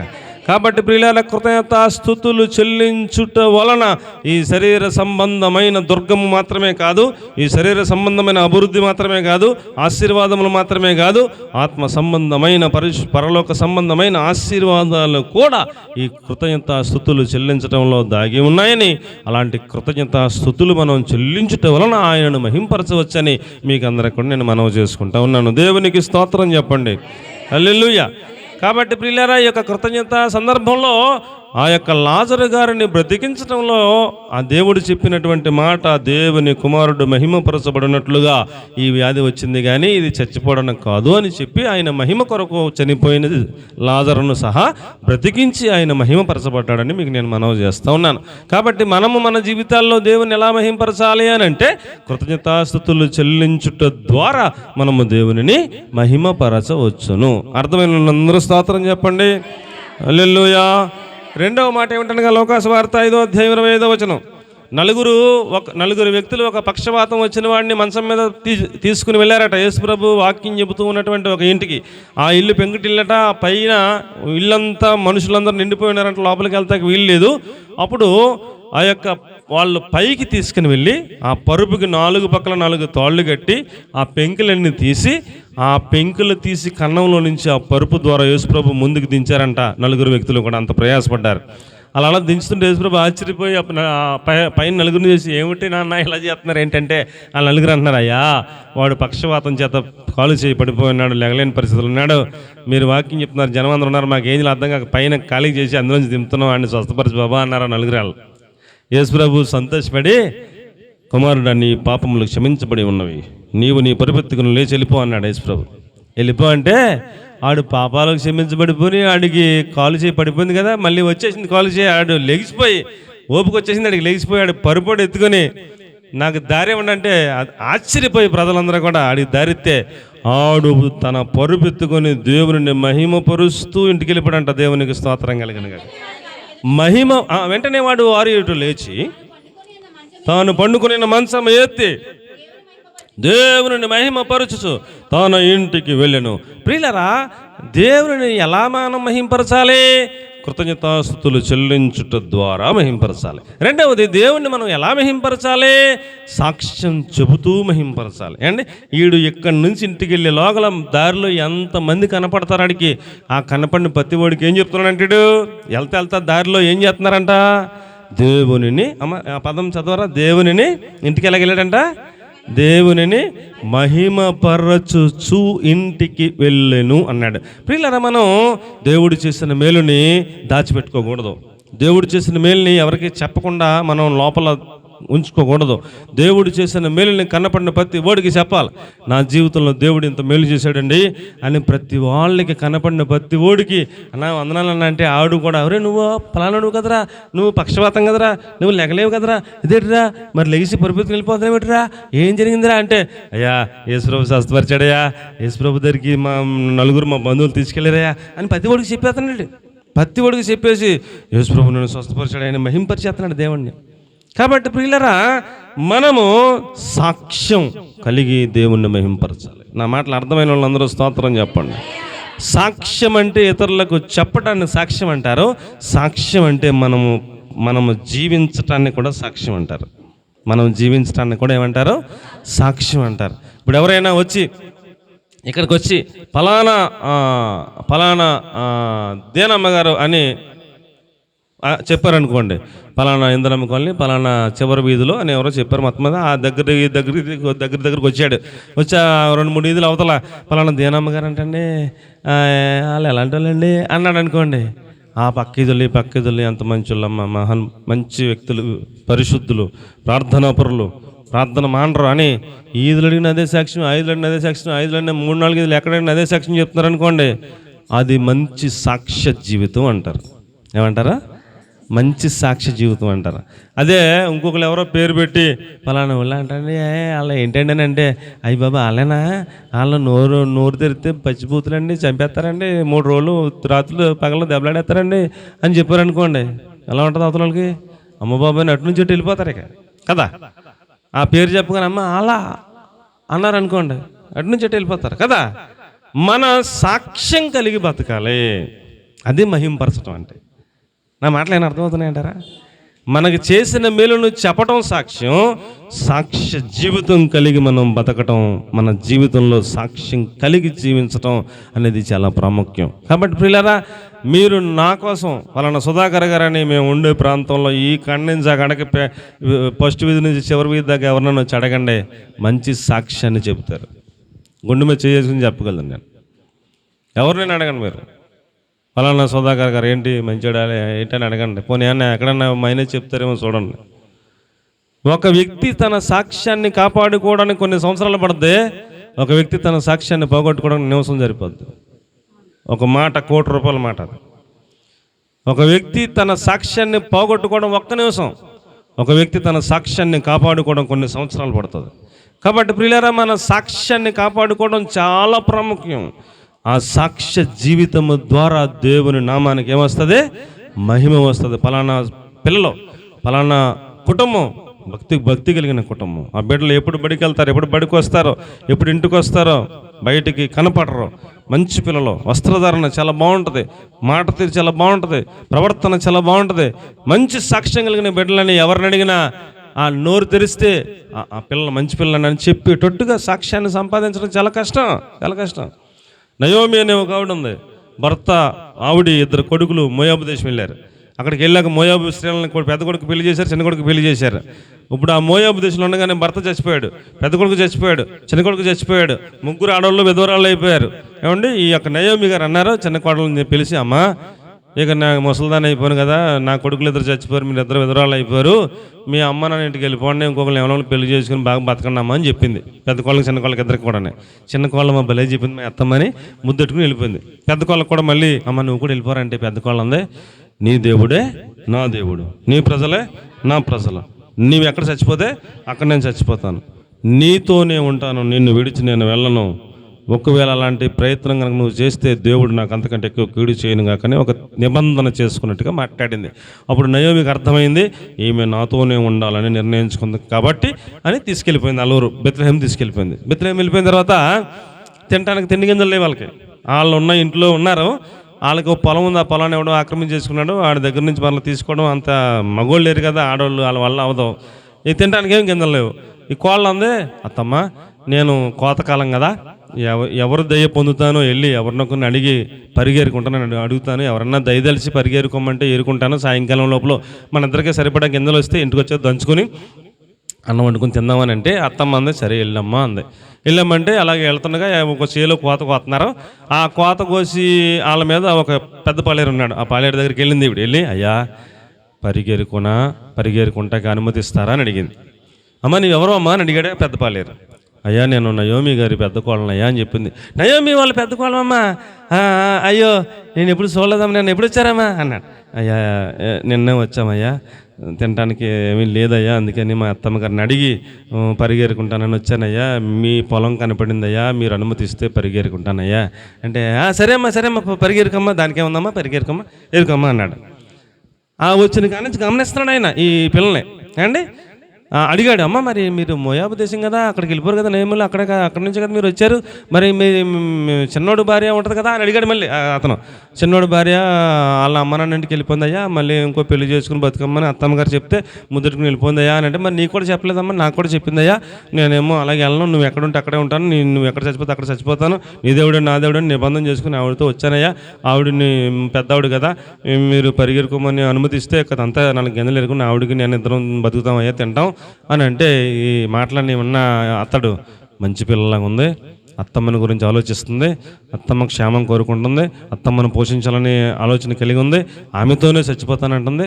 ఇలాంటి మంచి బిడ్డ దొరకటం చాలా అరుదు అని అనుకుంటా ఏరుకోమ్మ అని అనుమతి ఇచ్చాడు. వెళ్ళి ఏరుకుంటుంది. పొద్దున్న నుంచి గమనిస్తున్నాడు. ఆ చేలో యవనస్తులు బోళ్ళంత మంది ఉన్నారంట. కొత్తకోసి ఊళ్ళో యవనస్తులు బోళ్ళంత మంది ఉన్నారు. ఎవడెంక చూడలేదంట, ఎవడెంక పొల్లికలు ఇచ్చలేదంట, అసలు కన్ను ఎత్తి చూడలేదంట. ఇంకా బోళ్ళంత మంది ఆడవాళ్ళు కూడా ఉంటారుగా, ఆ అమ్మతో ముచ్చట్లు, ఈ అమ్మతో ముచ్చట్లు, ఎక్కడ ఎవరితో మాట్లాడదంట. వీళ్ళని కాడి నుంచి గింజలు ఎక్కడ ఉన్నాయో చూసుకుని దొరికిన గింజల్లో ఒళ్ళు వేసుకుంటుందంట. సాయంకాలం అయ్యేదాకా చూశాడు. ఏమి ప్రవర్తన అండి, మంచి ప్రవర్తన, బిడ్డ మంచి బిడ్డ అని మా మనసులో అనుకుని సాయంకాలం వెళ్ళిపోయేటప్పుడు, అయ్యా వందనాలయ్యా, ఏదో మా ఇద్దరు సరిపడా దొరికినాయి అయ్యా అంటే, అమ్మ వెళ్ళమ్మా అన్నాడు. వెళ్ళి దంచుకుని వాళ్ళిద్దరు వండుకుని తిన్నారు. మళ్ళీ పొద్దున్నే వచ్చింది. మళ్ళీ వస్తే ఆ రెండో రోజున యజమాని వచ్చాడు, బోయేజ్ గారు వచ్చాడు. వచ్చి ఎరా ఏటి అన్నాడు పాలేరుని. అయ్యా అంతా బాగా జరుగుతుందయ్యా, కోతలని చెప్పాడు. అలా చూసి ఎవరు ఈ పిల్ల ఎవరా కొత్తగా ఉందని అడిగాడు. అప్పుడు ఈ పెద్ద పాలేరు సాక్ష్యం చెప్పాడు. ఏం చెప్పాడు? సాక్ష్యం చెప్పాడు. అయ్యా ఆ బిడ్డ నయోమి గారి పెద్ద కోళ్ళంట, చిన్న కోళ్ళేమో ముద్దటికి వెళ్ళిపోయిందంట. ఈ బిడ్డేమో నీ దేవుడే నా దేవుడని నిబంధన చేసుకుని అత్తగారికి క్షేమాన్ని కోరి అత్తగారితో వచ్చిందయ్యా. ఆమె వచ్చినప్పటి నుంచి చూస్తున్నాను, ఎవడంకా చూడలేదయ్యా, ఎవడంకా కన్నెత్తి చూత్తంగానే పొల్లికలు ఎత్తంగానే లేదయ్యా, ఎక్కలేసిన మంచి ప్రవర్తన సాక్ష్యం ఆ బిడ్డ దగ్గర నాకు కనపడిందయ్యా అని చెప్పాడు. మంచి రిపోర్ట్ ఇచ్చాడు, సాక్ష్యం, మంచి సాక్ష్యం చెప్పాడు. అప్పుడు యజమాని అన్నాడు ఆ బిడ్డను పిలిచి, అమ్మా నీవు ఈ పనులతో పాటు మంచిలు తాగుతావు, అక్కడ దాకా వెళ్ళొద్దు, నా కోసం తెస్తారు ఇక్కడ ఈ నీళ్ళు తాగు అన్నాడు. నువ్వు భోజనం చేస్తాక పనులు అక్కడికి వెళ్ళి తింటారు, అక్కడికి వెళ్ళొద్దు, నాతో పాటు తిని అన్నాడు. అందరినీ కేకేసి, రాయ్ ఈ బిడ్డ మీద ఎవడన్నా కన్ను ఇస్తే చంపేస్తానని అందరికీ వార్నింగ్ ఇచ్చాడు. ఆ బిడ్డని కేకేసి సాయంకాలం వెళ్ళిపోయేటప్పుడు ఒడిపట్టమ్మని ఒడి నిండా గింజలేసాడు. వెళ్ళమ్మా అని దీవించాడు. అయ్యా ఏమి తెలిసి నా మీద ఎంత ప్రేమ చూపిస్తున్నారయ్యా అని అంటే, నీ సాక్ష్యం నాకు చెప్పారులేమ్మా ఇల్లన్నాడు. దేవునికి స్తోత్రం కలిగిన కాక. సాక్ష్యం చాలా ఇంపార్టెంట్ అండి. పరాయి ఊర్లో, పరాయి దేశంలో సాక్ష్యం ద్వారా ఆమెను ఆ ఊర్లోనే ధనవంతుల్లో ఒకడైన ఒక బోయజు గారు ప్రముఖుడు ఆమె యందు దయ చూపించాడు, ప్రేమించాడు.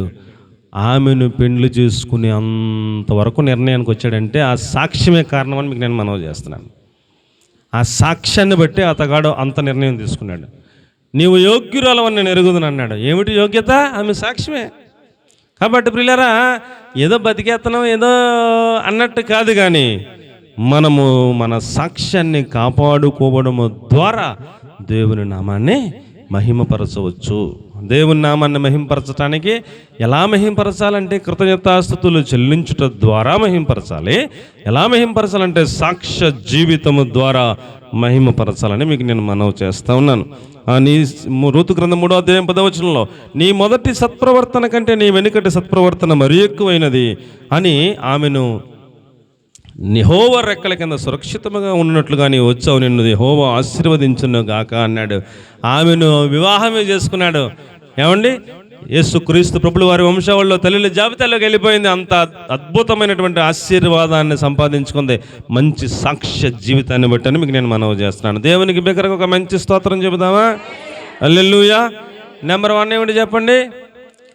కృతజ్ఞతాస్తుతులు చెల్లించుట ద్వారా మహింపరచవచ్చు. నెంబర్ 2 ఏంటి చెప్పండి? సాక్ష్య జీవితం ద్వారా మహింపరచవచ్చు. నెంబర్ 3, త్వరగా నాకు టైం అయిపోతుంది. లోకాసువార్త 17వ అధ్యాయం 16వ వచనం, వాడు సాగిలపడెను. అంతే. ఏమండి? లోకాసువార్త 17:16. 10 మంది కుష్ఠరోగులు ఇచ్చారు. దేవుడు యేసుప్రభు దగ్గర అడిగారు, ప్రాధేయపడ్డారు. 10 మంది కుష్ఠరోగులకు యేసుప్రభు చెప్పారు, మిమ్మల్ని మీరు యాజకులు కనుపరుచుకున్నారు. వారు మార్గంలో ఉండగానే స్వస్థత పొందారు. మిగిలిన 9 ఎవడింటికాడు పోయారు. ఈ ఒక్కడు కూడా వెనుక తిరిగి ఆయనను మహింపరుస్తూ, ఏమండి, వెనుకకు తిరిగి వచ్చి ఆయన గొప్ప శబ్దంతో దేవుని మహింపరుస్తూ తిరిగి వచ్చి ఆయన కృతజ్ఞతాస్తుతులు చెల్లించి ఆయన పాదముల మీద సాగిలపడ్డాడు. వాడు సమరయుడు అన్నాడు. ఇక్కడ మనం నేర్చుకోవాల్సిన పాయింట్, మనము ఆయనను సాగిలపడుట ద్వారా మహిమపరచవచ్చు. ఎలా మహిమపరచవచ్చు? సాగిలపడుట ద్వారా మహిమపరచవచ్చు. కాబట్టి ప్రియులారా, సాగిలపడుట అనే ఆ పదం దగ్గర ఇంగ్లీష్లో వర్షిప్డ్ హిమ్ అన్నాడు. వర్షిప్ అంటే ఆరాధన చేయడం, వర్షిప్ అంటే పూజించడం.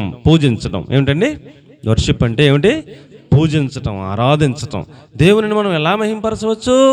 ఆయనను ఆరాధించుట ద్వారా, ఆయనను పూజించుట ద్వారా.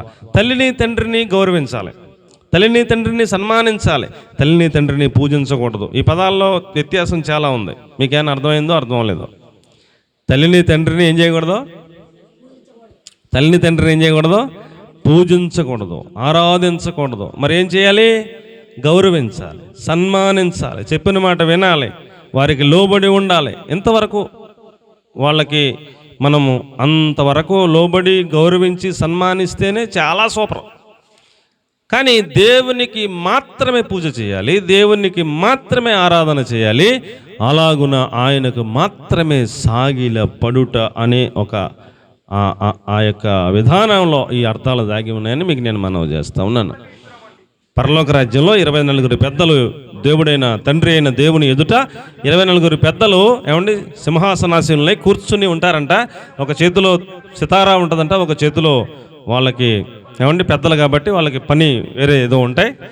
ఇలాగున తండ్రి అయిన దేవుని ఎదుటనే సింహాసనాసీనులై తల మీద స్వర్ణ కిరీటధారులై వారు కూర్చుని ఉండేటువంటి అధికారం కలిగినటువంటి ఆ పెద్దలు తండ్రి చేతిలో ఉన్నటువంటి ఆ గ్రంథమును విప్పుటకు పరలోక రాజ్యం అంతటిలో యోగ్యుడు ఎవరో లేరని యోహాను భక్తుడు చూసి, అయ్యి బాబు, ఇంత పరలోకంలో తండ్రి చేతిలో ఉన్న గ్రంథమును విప్పుటకు యోగ్యుడు ఎవడో లేడా అని ఏడ్చేస్తానంట యోహాను భక్తుడు. ఏడ్చేస్తుంటే ఆ పెద్దలలో ఒకడు వచ్చి, నాన్న ఏడవకో, తండ్రి చేతిలో ఉన్న గ్రంథమును విప్పుటకు గొర్రె పిల్ల యోగ్యత సంపాదించాడు చూడని చెప్తే, యేసుప్రభు వెళ్ళి ఆ గ్రంథాన్ని పట్టుకుంటా కూడా ఎవరికి దమ్ము సరిపోతాలని యేసుప్రభు వెళ్ళి ఆ గ్రంథాన్ని పట్టుకుని తీసి ఆ ముద్రలు విప్పుతూ ఉంటే ఏమండి ఆ భూమి పుట్టక ముందు నుంచి యుగయుగముల పూర్వము నుంచి ఆ పెద్దలు ఆ తండ్రి చేతిలో ఉన్న గ్రంథమును తీసుకోవటానికి కానీ విప్పటానికి కానీ యోగ్యుడు ఎవరో లేరని ఆ పెద్దలకు తెలుసు. కానీ యేసుప్రభు ఎప్పుడైతే ఇలా గ్రంథాన్ని తీసుకుని విప్పుతున్నారో, అమ్మ బాబోయ్, ఈ గ్రంథాన్ని విప్పుటకు ఎంత యోగ్యత కలిగిన యేసయ్య దగ్గర మనం ఎలా కూర్చుంటాం? తండ్రి ఎదుటనే కూర్చునే యాక్సెస్ ఉంది వాళ్ళకి. కానీ గ్రంథాన్ని విప్పుటకు యోగ్యుడు యేసుప్రభు అని వాళ్ళు చూసిన వెంటనే వాళ్ళ సింహాసనాలు దిగి వారి కిరీటాలు తీసి సాగిలపడి యేసుప్రభువును పూజించారంట. దేవునికి స్తోత్రం కలిగిన గాక. ఆరాధించారంట. దేవునికి స్తోత్రం కలిగిన గాక. కాబట్టి ప్రియులారా, మనము దేవునిని ఆరాధించుటకు, పూజించుటకు మనకున్న అర్హతలను పక్కన పెట్టి, మరి మాకింత ఉద్యోగం బయటెట్టి మందిరంలోకి రావాలి, నేను కలెక్టర్ బయటెట్టి మందిరంలోకి రావాలి, మందిరంలోకి వచ్చాక దేవునికి సాష్టాంగపడి సాగిలపడి పూజ చేసి ఆరాధన చేసి వెళ్ళాలి. అలాంటి ఆరాధికులుగా పూజించే వారిగా మనం ఉన్నప్పుడు దేవుని నామం మనకేమొస్తుంది? మహిమ వస్తుందని చెప్పాడు, మహిమ వస్తుందని చెప్పాడు. కాబట్టి ప్రియులారా, మనము ఆయనను ఏమండి సాగిలపడే వాళ్ళంగా, వర్షిప్ చేసే వాళ్ళంగా, సాగిలపడే వాళ్ళంగా ఏమండి మనం సిద్ధపడాలని, అలాగున మహింపరచాలని చెప్తున్నాడు. మొదటి పాయింట్ ఏంటి? కృతజ్ఞతాస్తుతులు చెల్లించడం వల్ల మహింపరచాలి. రెండో పాయింట్ ఏంటి? సాక్ష్య జీవితం ద్వారా మహింపరచాలి. మూడో పాయింట్ ఏంటి? సాగిలపడి పూజించుట, ఆరాధించుట ద్వారా మహింపరచాలి. నాలుగో పాయింట్ లోకాసువార్త 18:43. ఒక గుడ్డివాడు దావీదు కుమారుడా అని కేకలు వేస్తున్నాడంట. గుడ్డివాడు యేసుప్రభుతో పాటు ఉన్న శిష్యులందరూ హై నర్మిరా ఏట్రా కేకలేస్తున్నా నర్మి అని అనచాలని ప్రయత్నం చేస్తున్నానంట. వీళ్ళు ఎంత అనుద్దాం అనుకుంటాడు అంత ఎక్కువ కేకలేస్తున్నానంట. దావీదు కుమారుడా యేసుప్రభు నన్ను కరుణించంటే వెళ్ళి యేసుప్రభు ఆగిపోయి ఆ కేకలు వేసి అతను తీసుకురండి అన్నారు. వీళ్ళ శిష్యులే ఏమండి పెద్దల అరే ఆగ్రన్న వాళ్ళు వెళ్ళి తీసుకొచ్చారు. అతన్ని తీసుకొచ్చి దగ్గరికి వచ్చాక, నాన్న ఏంటి అని అడిగాడు యేసుప్రభు. అడిగితే, అయ్యా నాకు గుడ్డున్నాయా చూపు తెచ్చే బాబు అని రిక్వెస్ట్ చేశాడు. రిక్వెస్ట్ చేస్తే యేసుప్రభు ఆడికి కళ్ళు ముట్టి స్వస్థపరిచాడు. స్వస్థపరిచిన తర్వాత కళ్ళు వచ్చేసిన తర్వాత ఆడు మొత్తం లోకం అంతా చూసి, అబ్బా నాకు కళ్ళు వచ్చినాయి అని చెప్పేసి అండి ఇంటికి వెళ్ళిపోకుండా, ఇంకెక్కడెక్కడికో ఏదేదో గుర్తు తెచ్చుకోకుండా, నేను ఈ రోజున కళ్ళు తెరవబడి చూస్తున్నానంటే మహాదేవుడు యేసుప్రభు యొక్క కృప, ఆయన కనికరం వలన చూస్తున్నానని ఆయనను వెంబడించాడు అని చెప్పి రాసిపెట్టారు. చదవమ్మది. వెంటనే వాడు చూపు పొంది దేవుని మహిమపరుస్తూ ఆయనను వెంబడించెను. చాలు. ఆయనను దేవుని ఎలా మహిమపరచవచ్చు? ఆయనను వెంబడించుట ద్వారా మహిమపరచవచ్చు అండి. వెంబడించుట అనగా ఇంగ్లీష్లో ఫాలో అన్నాడు. ఏంటండి? ఫాలో అన్నాడు. ఇప్పుడు మన ఈ లోకంలో ఎవరిని ఫాలో అవుతున్నారు జనం అని అంటే ఏమండి? ఒక సినిమాలో యాక్ట్ చేసే ఒక హీరోయిన్ ఉంటారు, అంటే ఎవరో మనకి పేర్లు మనకు అవసరం లేదు. వాళ్ళు వేసుకున్న డ్రెస్ ఎక్కడొక కటింగ్ ఎడతారు, ఎక్కడొక కటింగ్ ఎడతారు, వెనకాల కటింగ్ ఎడతారు కదా. ఈ చూసిన వాళ్ళు అని వీళ్ళ కూడా డ్రెస్ కొనుక్కొని కుట్టించుకుంటూ వెళ్ళినప్పుడు వీళ్ళ కూడా కుట్టి వాళ్ళకి చెప్తారు, ఇక్కడ కటింగ్ ఎట్టే, ఇక్కడ కటింగ్ ఎట్టే, వెనకాల కటింగ్ ఎట్టే, ఇలాగెట్టే అలాగెట్టే అని చెప్తారు. వీళ్ళు ఎవరిని ఫాలో అవుతున్నారా? ఎవరిలో చూశారు వాళ్ళని ఫాలో అవుతున్నారు కదా అండి. ఇంకొకటి కుర్రోడు వెళ్తాడు కటింగ్ షాప్కి వెళ్తాడు, ఆడు అంటాడు, ఆడు ఎవరినో చూస్తాడు సినిమాలో, ఆడు ఇది మొత్తం తీసేయమంటాడు, మొత్తం షంప ఈ షంప మొత్తం తీసేయమంటాడు, ఈ మధ్యలో మల్లు పందిలాగా ఇలాగ ఎట్టమంటాడు. ఆడికి అలాగ పొడుగు కడతాక ఆడు డ్రై ఎట్టి గీయట్టి అదెట్టి ఇదెట్టి దానికి ఏదో పాము ఇలా నిలబడలే చేస్తాక ఆడు 30 తెప్పలు పడి 3 చెల్లెలు దగ్గర మొత్తమే నిలబెడతాడు. ఆడికి 8 మందులో ఇచ్చి ఈడు ఏదో సాధించినట్టుగా కలెక్టర్ అయిపోయినట్టుగా బయటకు వచ్చాడు, లాగా కాలర్ ఎగరేసి తిరుగుతుంటాడు. ఆడిని చూస్తేనే చిరాకు వచ్చేది కదా అండి. ఆడు ఎవరిని ఫాలో అవుతున్నాడు? ఎవరో ఉన్నారు వాళ్ళని ఫాలో అవుతున్నాడు.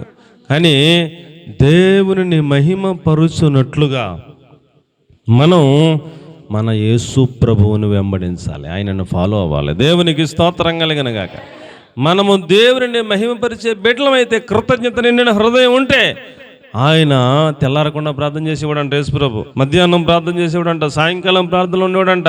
ఏమంటే ఇంకా చాలా చాలా చీకటి ఉండగానే లేచి కొండకెళ్ళి ప్రార్థన చేసేవాడంట, రాత్రి అంతా ప్రార్థనలో ఉండేవాడంట, ఉపవాసాలు ఉండేవాడంట, ఏమంటే కన్నీళ్లతో ప్రార్థన చేసేవాడంట. ఆయన ఎలాగ జీవించాడు అనేది మనకి అక్కడ సాక్ష్యం బైబిల్ గ్రంథంలో రాయబడి ఉంది. ఆయన గురించిన విషయాలన్నీ చదువుకొని మనం ఏమి చేయాలి? ఇప్పుడు ఆయనను వెంబడించి ఫాలో చేయాలి. మనల్ని చూసినప్పుడు, మన ప్రార్థన జీవితాన్ని చూసినప్పుడు, మన తగ్గింపును చూసినప్పుడు, మన యొక్క వినయాన్ని చూసినప్పుడు, మన యొక్క విధేయతను చూసినప్పుడు, మన యొక్క మాట తీరు చూసినప్పుడు, మన యొక్క సాత్వికాన్ని చూసినప్పుడు, ఏమండి అబ్బా యేసుప్రభులాగా ఉన్నారు ఈ బిడ్డలు అనేలాగా మన ఫాలోయింగ్ కనపడాలి. దేవునికి స్తోత్రం కలుగును గాక. మన యొక్క వస్త్రధారణ చూసినప్పుడు, ఏమండి జిగిల్మనే వస్త్రధారణ, ఏదైనా పెళ్ళికి వెళ్ళినప్పుడు చూడాలి మనల్ని కదా ఏమండి. వస్త్రధారణ పైనుంచి కిందకి జిగేల్ మంట వీళ్ళ గుడికొచ్చి వాళ్ళేనా అని ఆశ్చర్యపోవాలి. పాస్టర్ గారికే గుర్తుపట్టలేకుండా అయిపోతుంది కదా.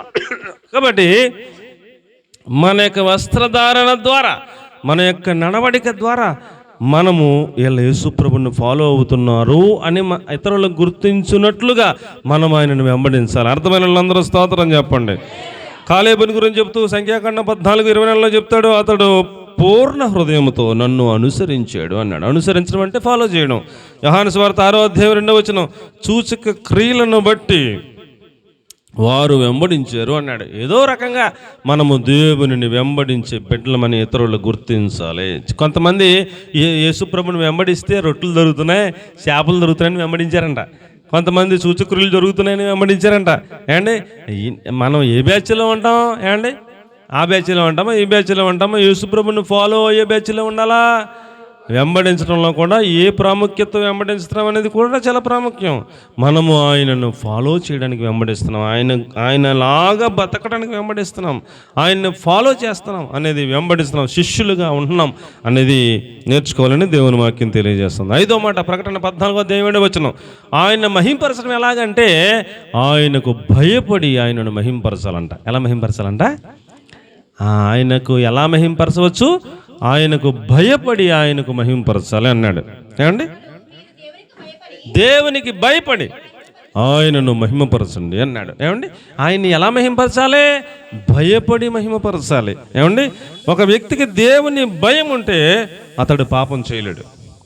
దేవుని భయం ఉన్న వ్యక్తి పాపం చేయలేడు. దేవుని భయం ఉన్న వ్యక్తి పరిశుద్ధతను కాపాడుకుంటాడు. ఒకటి పాపం చేయడు, ఇంకొకటి పరిశుద్ధతను కాపాడుకుంటాడు.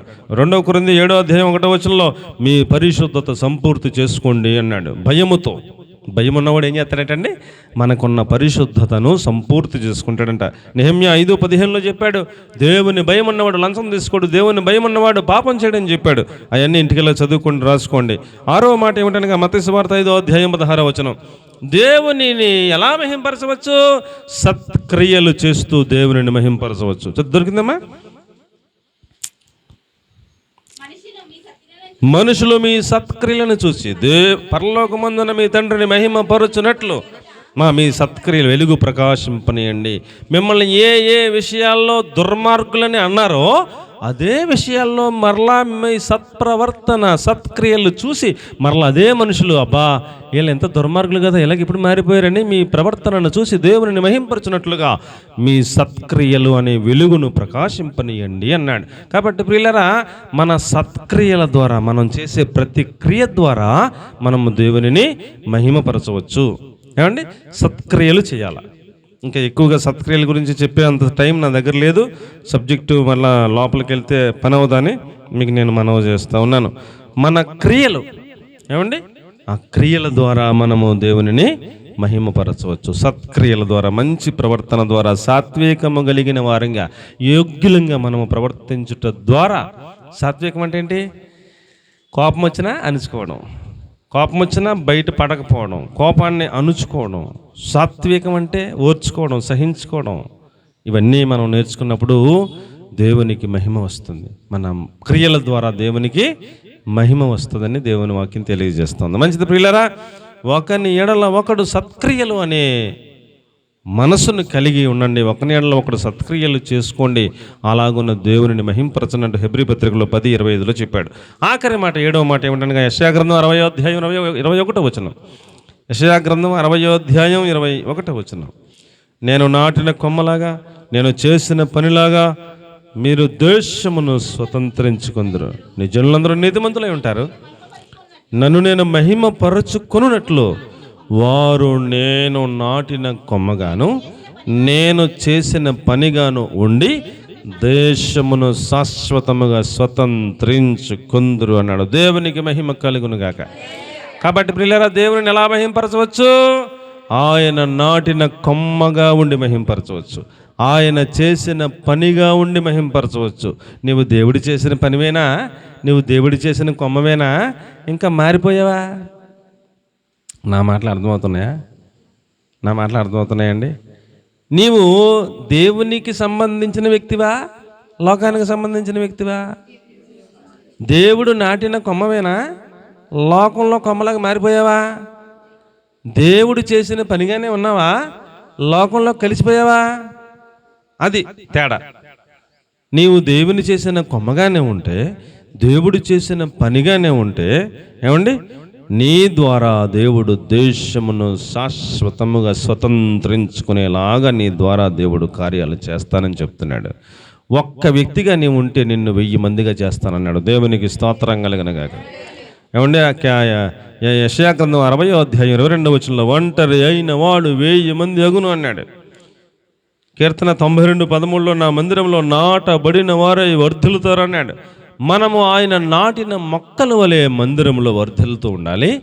ఆయన నాటిన మొక్కల వలె, ఆయన చేసిన చేతి పని వలె మనము ఒంటరిగా బయలుదేరిన మనము 1000 మంది అయ్యేలాగా ఆయన చేస్తాడట. అబ్రహామును ఒక్కడిని పిలిచాడు. ఆ ఒక్కడు దేవుడు నాటిన మొక్కలాగా బతికాడు, లోకంలో కలిసిపోకుండా బతికాడు, యథార్థంగా బతికాడు, ఆజ్ఞలన్నీ పాటించాడు. తనకు పుట్టిన బిడ్డలందరికీ కూడా దేవుని ఆజ్ఞలను గైకొనేటట్లుగా పెంచాడు. వాళ్ళు ఒక ప్రత్యేకించబడిన జనాంగంగా ఉన్నారు, బతికారు అండి. వాళ్ళ ద్వారా ఒక దేశాన్ని దేవుడు తయారు చేశాడు, ఇజ్రాయెల్ దేశం. ఆ దేశం ద్వారా ప్రపంచాన్ని దేవుడు ఆశీర్వదిస్తున్నాడు. దేవునికి స్తోత్రం కలిగినగాక. ఈరోజు మనం వాడుకుంటున్న ఈ టెక్నాలజీలు అన్నీ కూడా కనిపెట్టిన వాళ్ళు ఎవరో? యూదులు. వాళ్ళు కనిపెడితే ప్రపంచం అంతా వాడుకుంటున్నారు. ప్రపంచానికి ఆశీర్వాదకరంగా ఒక్క వ్యక్తి ద్వారా దేవుడు ఒక దేశాన్ని, ఒక్కడిని 1000 మందిని చేస్తానన్నట్టుగా అలాగున్న దేవుడు తయారు చేశాడని, మనము కూడా ఆయన నాటిన మొక్కలాగా ఉంటే, ప్రత్యేకమైన జీవితంలో ఉంటే, దేవుడు వ్యక్తిని నేను అన్నట్టుగా బ్రతికితే, లోకంలో కలిసిపోకుండా ఉంటే నిన్ను కూడా 1000 మంది అయ్యేటట్లుగా చేస్తాడు.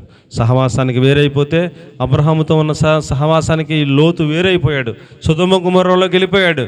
ఏమండి, అతడి భార్య, 2 కూతుర్లు, 2 కూతుర్లు 3 కూతుర్లు, మరి వాళ్ళకి పెళ్ళిళ్ళు చేస్తే అల్లుళ్ళు. అబ్రహాం అనుకున్నాడు, 10 మంది అన్నా ఉంటారులే అనుకున్నాడు. అందుకని 50 దగ్గర మొదలుపెట్టి 10 దాకా వచ్చాడు కదా. 10 మంది ఉంటే వదిలేస్తావు ప్రభు, నాశనం చేయకుండా సొదొమ గొమొర్రా కాపాడతామని 10 దాకా వచ్చాడు. యేసు ప్రభు 10 ఉన్నా సరే వదిలేస్తానన్నాడు. అయితే భార్య భర్త లోతు, భార్య 3 అనుకుందాం అలాగే, 3 కూతుర్లు 3 అల్లుళ్ళు, 10 మంది ఉంటారులే, ఉండకుండా ఉంటారు ఎట్లే, 10 మంది ఉంటారనే 10 దాకా వచ్చి ఆగిపోయాడు. ఆ డౌట్ ఉంటే 5 దాకా వద్దుడు కదా. 5 ఉన్నా కాపాడు ప్రభు అని అందుడు. 10 మంది ఉంటారులే అనుకున్నాడు. ఇక్కడేమో అబ్రాహామేమో 318 మందిని సైనికులను తయారు చేశాడు. గొర్రెలు మేపే వాళ్ళని కాపర్లు 400 మంది తయారు చేశాడు అబ్రాము. అక్కడేమో లోతు ఒక 5గురిని కూడా తయారు చేయలేకపోయాడు. సహవాసానికి వేరైతే ఏమండి, ఉండకూడని చోట సొదొమ గొమొర్రాలో జీవిస్తే లోతు నీతిమంతుడిగానే బతికాడు, కానీ బిడ్డలను పోగొట్టేసుకున్నాడు, భార్యను పోగొట్టేసుకున్నాడు. ఆ బిడ్డల ద్వారా వచ్చిన సంతానం శాపగ్రస్తులు అయిపోయారు. లోతు ఒక్కడే నీతిమంతుడిగా ఉండి ఏం ప్రయోజనం? కుటుంబాన్ని కాపాడుకోలేకపోయాడు కదా. కాబట్టి సహవాసం చాలా ప్రాముఖ్యం. మందిరంలో మనము నాటబడిన వాళ్ళమై దేవుడు చేసిన పనిగా, దేవుడు నాటిన మొక్కగా మనము జీవించి ఏమండి ఆయనకు మహిమ తెచ్చేటట్లుగా, 1,000 మంది అయ్యేటట్లుగా మనం అభివృద్ధి చెందాలి. దేవుని కొరకు ఈ లోకంలో అనేక మందిని సంపాదించాలి. దేశమును శాశ్వతముగా స్వాధీనపరుచుకున్నట్లుగా మనల్ని దేవుడు ఆశీర్వదిస్తాడు ఆయన నా మహిమ కొరకు. కాబట్టి ప్రియులారా, ఈ కృతజ్ఞత ఆ యొక్క సందర్భంలో మనము కృతజ్ఞత అనే యొక్క సబ్జెక్ట్లో ఆయనను మహిమపరుచున్నట్లుగా బ్రతకాలని ఇందు నిమిత్తమై మనము తెలుసుకుంటా ఉన్నాం. అలాగున మనందరినీ దేవుడు ఆయన మహిమ కొరకు సిద్ధపరచునుగాక. ఆమేన్. పిల్లలు అందరూ మోకరించి